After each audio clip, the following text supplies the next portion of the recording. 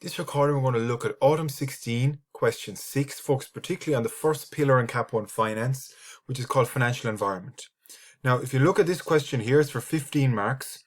But remember, this was one of the old style questions where some of the optional questions were 15 marks. In the new style paper now, all questions will be 20 marks.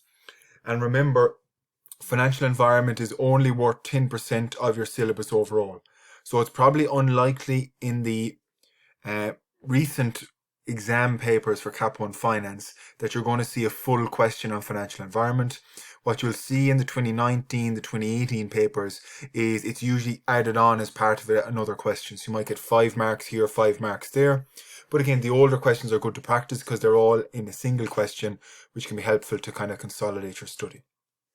So our 15 marks here as to identify 4 external constraints on a company's financial strategy. So again, what you're looking for here is, think like the examiner, 4 constraints, 4 marks. So a lot of this is narratives. You can read the solution as well, but what I want to focus on in the recording is maximizing your marks. 4 points, 4 marks. Don't go off and write a big essay for 2 of them and leave out the other 2. Right? Give equal weighting to each of them. Explain to Connor 5 key recommendations from the Cadbury report. 5 explanations, 5 marks. Dealing globally has many ethical implications that a finance manager should be aware of. Briefly discuss. So see the way: identify, explain, discuss, and finally then discuss how the government can influence business finance decision making for 4 marks. So remember, in the exam you can start in any order you want. If you're happy to do B, then D, then A, then C, do that. Work to your strengths. But remember, my advice would be try and do the full question together. So don't go and do question 6A, then do 5B, etc. It's messy for you to follow and it's messy for the examiner to follow. But certainly try and do a single question in whatever order you want together. So what we want to have a look at is, I'm assuming you read through the question now. Really, this is just teeing you up in terms of giving you context about the Cadbury report, context about globalization, dealing globally, context about external constraints of financial strategy. But the big thing I want you to take away from this question is how to structure your answer. What we're not looking for in Cap 1 Finance, and you'll see that from the examiner feedback, we don't want big essays. Bullet points are fine. Now, a bullet point here is more than 2 or 3 words. It's a sentence or 2. So when they are looking at think like the examiner, they're looking for 4 constraints, 4 marks. So what constrains a company's financial strategy? Right? Well, the availability of finance. Right? So if the banks aren't lending, that's going to restrain what they can do or constrain what they do. The interest rate. What's the current interest rates in the economy? Where you are in the economic cycle. So are you in a recession? Are you in a boom? You could also say the tax strategy. Right? Because if there's very high corporate tax rates, that may be restrictive in terms of the amount of money you have to reinvest. But even if you look in the solution, they're all bullet points. Right? So they're not big, long essays. We don't want that. The examiner wants to see 4 nice bullet points for a mark each. And as I said, don't be too worried when you see the suggested solution. If you come up with 4 different ones, there's always scope in the marking scheme to give them as long as they're valid. So if you said government policy, if you said taxation, if you said the economic cycle, if you said government budgets, anything like whether the banks are lending, what state the stock market is in, because of course you might want to raise money in the stock exchange.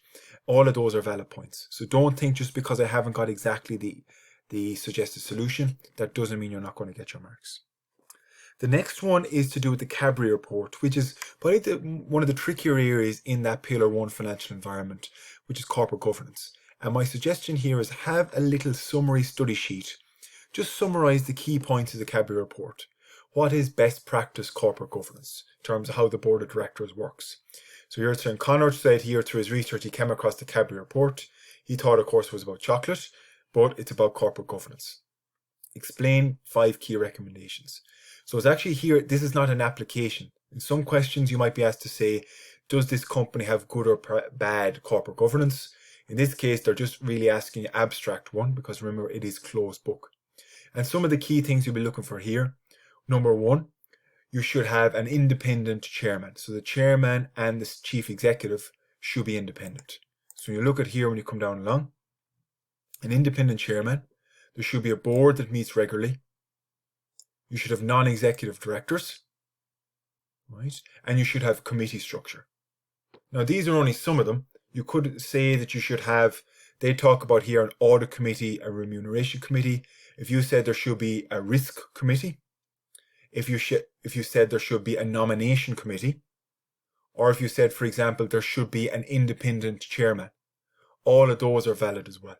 So we're just trying to see from the Cadbury Committee or in general best practice corporate governance. This is what I would call a very abstract question, where you're just asked to show your knowledge of what corporate governance is about. And other questions, what they might give you is half a page on this is what the company's corporate governance structure is, and you then have to apply your knowledge and see whether it's good or bad practice and give recommendations. So that's probably the one that with the most technical detail, that it would be beneficial if you try and do some summary sheet just to kind of list the key principles and try and help that when you're going studying then, because you don't have to go back and read the full notes every time. It's quite an inefficient way of studying. So that's 5 marks. So remember now your rough timing in the exam, just over 1.5 minutes a mark, right? 1.6, 1.7 minutes a mark. So for the 4 here, you're talking 1.5, that's about 6 minutes. For the 5, you're talking 5 plus 2.5, so about 7.5 minutes. So sometimes you'll get that done quicker. And if you do, typically the narrative, you might pick up a bit of time and you can use that to spend it on the harder computational ones as well. So dealing globally has added many ethical implications that a finance manager should be aware of. Briefly discuss this statement. Now in some of these, if you can bring in real world examples, it's very useful. So for example here, globalization is a big thing. And they're saying globalization has added ethical dimensions to the finance manager. Briefly discuss this statement. What are the ethical things to do with globalization? Right, 2 marks, you're probably looking for 2 points by briefly discuss. So think like the examiner as well. First point, you could talk about child labor. Because again, a lot of companies will be trying to outsource to cheaper environments, which is an investment appraisal decision. Can I make it cheaper overseas? But is that going to use child labor? Is it going to have poor working conditions? So child labor is one.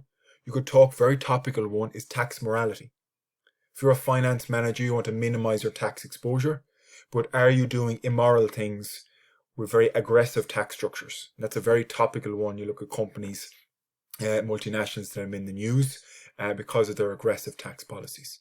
But so don't try and go off and write 2 or 3 paragraphs. It's only 2 marks. You're only expected to spend about 3 minutes on it. That's the marks that are awarded. So you can see here they talk about bribery and corruption. It's a big one, of course. Exploiting child labor. But you could also put there about tax planning and tax morality, whether you're overly aggressive in your tax policies and whether that's ethical or not, or moral. So there are plenty of ones you can bring in. Don't just expect the ones that are given here as the only solution. That's why they're called a suggested solution. And finally then, discuss. See the word discuss is probably a bit broader now. It's not briefly discuss or identify, so it's a bit broader. How the government can influence business finance decision making and encourage growth. 4 marks. So see the way it's 4 marks here now, it's a bit open-ended. You'd expect a bit more detail here. I'd want to be given 4 solid points here in terms of my discussion. So how can they influence business finance decision making? Right, so think about it. One of the biggest ones every year is the budget. The government sets a budget every year. So they said how much are they going to spend on new projects? Are they going to change the tax rates? Either the corporation tax rate, or they might change the income tax rate, which will influence the ability to attract labour. So government, in terms of their tax policies, setting corporation tax, setting income tax, for example, because of course if you pay out dividends you have to pay income tax for the shareholders. They might also, for example, impact government spending. So for example, if you're a company that's involved in construction of hospitals, if you're a company that's involved in providing services to the government, you might be a maintenance company, etc., or an IT company, that can drive a lot of your decision making. Because if the government is not spending, they're in a recession, you're not going to win contracts for public sector jobs. So spending from the government, tax policies, legislation. So they may change the legislation around, for example, environmental, which makes it a lot less attractive to build certain plants or invest in certain things. Or they might make it more attractive, for example, to invest in an energy efficient vehicle fleet, or an energy efficient equipment or factory. So you can see how the government can heavily influence what's going on with legislation, around their tax policy, around government spending. So there's a lot of things that you can look at around labour laws. Whether it's too expensive now in Ireland to manufacture, you might look to outsource overseas, which of course links back to your ethical implications in Part C. So look at some of the examples they gave you there: legislation, tax. Now technically here the government in Ireland wouldn't impact monetary policy because that's now done at a euro level in the European Central Bank. But for example, if that was the UK, they would have a control over the monetary policy. But also grants as well. You can offer grants in terms of buying energy efficient, grants for building new factories, employing people, etc. So it just gives you a couple of ideas. But certainly for 4 marks, the way it's phrased, I'd expect 4 solid and individual points to get your marks there. So 15 marks overall, but look at the feedback and always read the examiner feedback to see what were they happy with and not happy with that year. So if you come back here and you look at it, popular question, why? Because it was all narrative and students tend to move away from calculations if they can. And students learn the lessons from summer 2016. So remember, this is the autumn 16, because candidates did not spend too much time writing long-winded answers. Clear, concise points. That's what they want to do. That's what the examiner is looking for. So if you actually go and look at the feedback for some of the questions in summer 2016, the paper sat before that, the examiner is telling you candidates are spending too much time on this question, writing far too much for the marks available. So the big feedback was in summer 16 and summer 15. Students are writing too much. So they're overwriting. What is the tendency for students to do that because they feel comfortable, think, oh, I'll write a page, I'll surely get the marks. You might have got the marks in a half a page. The examiner is not going to give you extra marks. So bear that in mind, writing far too much for the marks available. So you can see there the benefit of listening to what the examiner said. Now I know that was a couple of years ago, but that shows you should be looking at 2019 feedback, looking at 2018 feedback, and making sure you don't fall into the same mistakes, because that's what the examiner is looking at. They're going to be re-examining the things they're not happy with and seeing our students learning the lessons from past questions. And so that was a good example of that. So we looked there at the first pillar, which is worth 10% overall now in the updated syllabus for this year, which is financial environment. It's going to be all narrative, and the key point is watch your marks. Don't be overwriting here. Bullet points are fine. Now, not 2 or 3 word bullet points, but a sentence or 2, and look at the marks. 4 constraints, 4 marks. 5 recommendations, 5 marks, and match that. Because there's no point writing 3 very good recommendations. The most you're ever going to get is 3 out of 5. Watch for that. Think like the examiner. Look at the marking scheme. And make sure you keep an eye on your time. Your rough guide there is 1.5 minutes a mark or thereabouts.